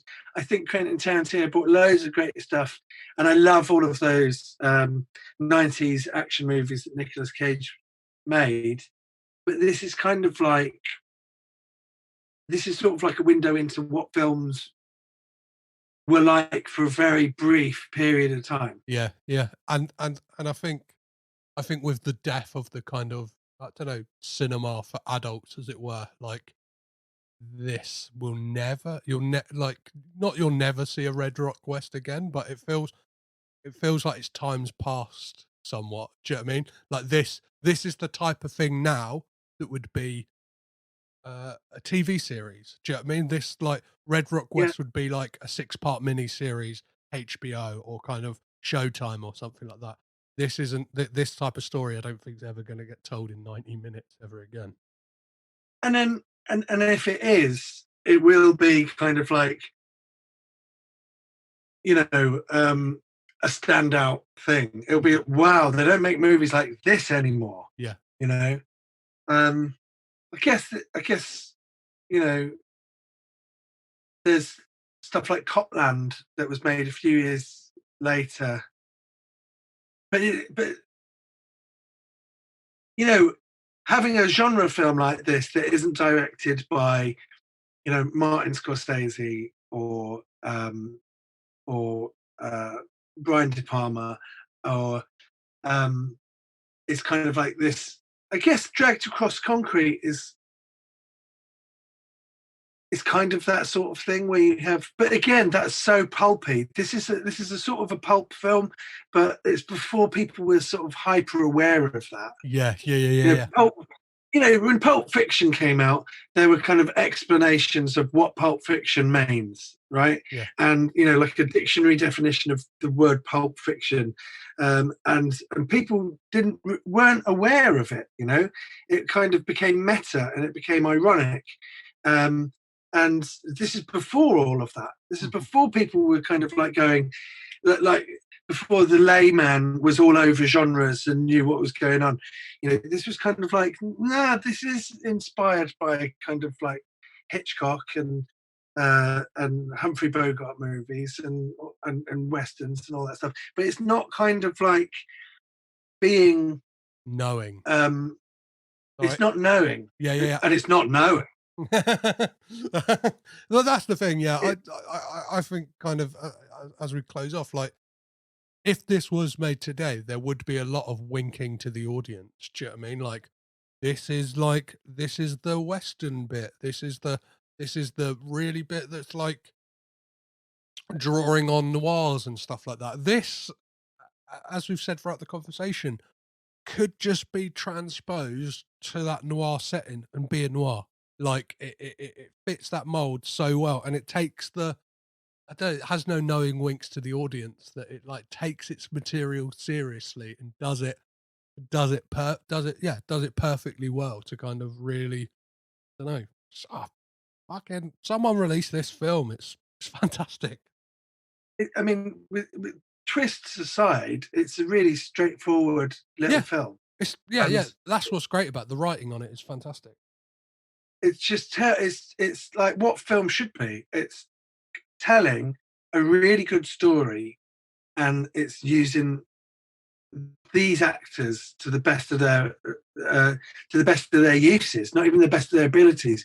So they're like perfectly placed, and it's just a really satisfying story. And I think you're bang on when you say Breaking Bad. It's kind of like, it's nothing like Breaking Bad. It's, you know, but it shares sort of like a similar tone to that. Mm-hmm. And like every 10 minutes you're going, oh fuck, oh no, oh what's he gonna do now? Yeah. And it's kind of like this, and it's just sort of like, if a movie is meant to be an hour and a half having a story told to you in a dark room, then this just absolutely delivers on that. Yeah. Oh, yeah, it has that feeling of like, it feels like the type of story someone would tell you in a bar, right? Like, you could imagine like going to a Red Rock West style town and somebody like, after a couple of drinks, like, let me tell you about this crazy story I heard from a friend of a friend. And like, this is the kind of yarn they would spin. Well, that's the thing. Like pre Tarantino, you have Red Rock West, and post Tarantino, you have Desperado. Mm-hmm. Where it's kind of like a similar thing. Man walks into a bar, but it's like it's all knowing, it's all wink wink at the audience, it's all sort of like a spectacle. And I love Desperado. I think it's brilliant. It was one of my favorite films growing up. And but like Red Rock West is sort of like, it's like reading a good book. Only better than that because it's a film. Well, that feels like a perfect place to end the conversation, Nick. If anyone would like to keep up to date with what you're doing, whether it's like, is there a tour for 2022, or what's the plan for comedy coming up? Yeah, there will be a tour in 2022.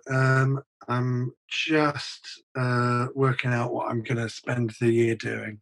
Amazing. So, yeah, I'm fucking hell. I thought 2021 was a real shit of a year, and I can't wait. Oh, because we're coming to the end of it. Can't wait for Christmas, and then 2022. There's going to be tours. There's going to be shows. There's going to be albums. I'm doing. Yeah, all systems go. Amazing. Where can people keep up to date with all of that, like news on where that's coming? If you're evil, you can follow me on Twitter, and if you're a decent human being, you can follow me on Instagram. Perfect. I'll make sure I put the handles in the show notes so people can find you there, Nick. Thank you so much for coming and raging with Cage with me. Brilliant. What a film.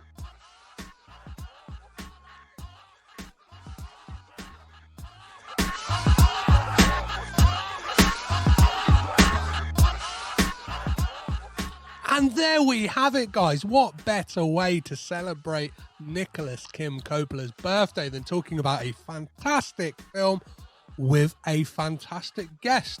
If you've seen Red Rock West, even though we have just spoiled it for you, if you've seen it, please do get in touch. I kind of want to know if there's more than 5 people in the world who have seen it. Or I know that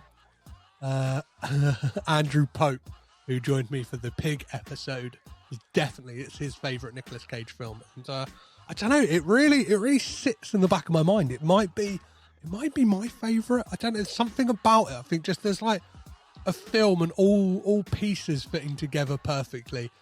It's absolutely great. So yeah, if you have seen it, please do get in touch on all the socials. So that is Instagram, Twitter, Facebook, and Letterboxd at Caged In Pod. Let me know. And if you enjoyed this episode, yeah, let us know if if there's anything that me and Nick said or didn't say that you feel is egregious.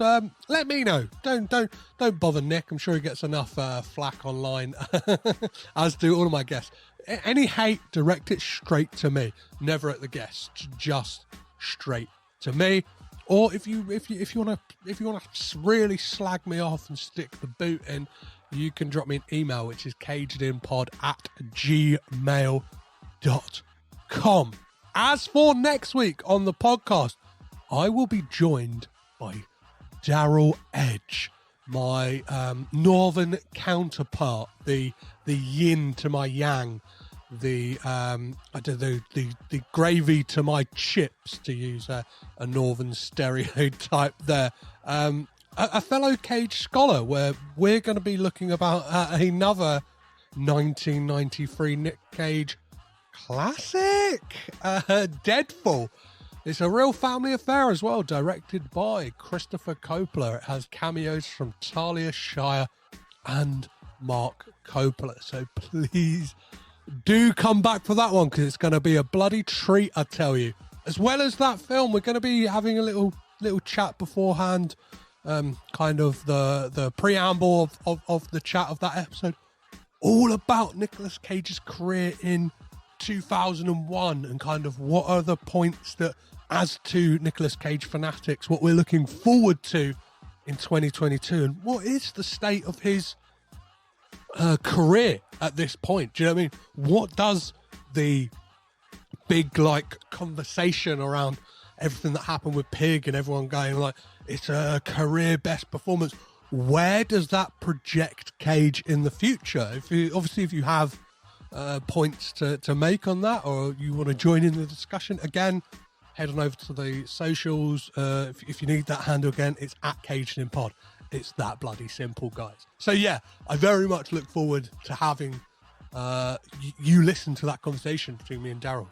It's a bloody fun one. So if you enjoyed this episode or any episode of the podcast, please remember to rate, review, subscribe on Apple Podcasts, Acast, or wherever you're listening to this podcast right now. Or if you want to support it a bit more with a little bit of moolah or a bit of cash money, head on over to ko-fi.com/cagedinpod.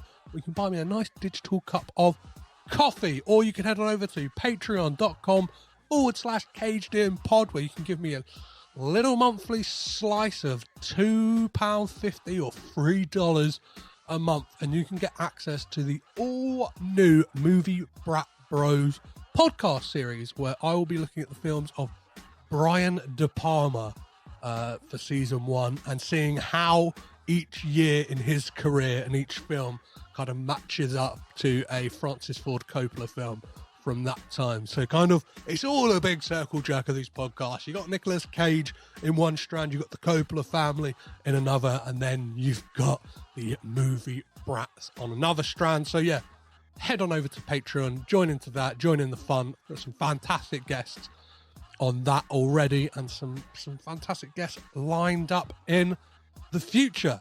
So as always, guys, I have been Petros Patsilivus. I've been caged in. You've been amazing.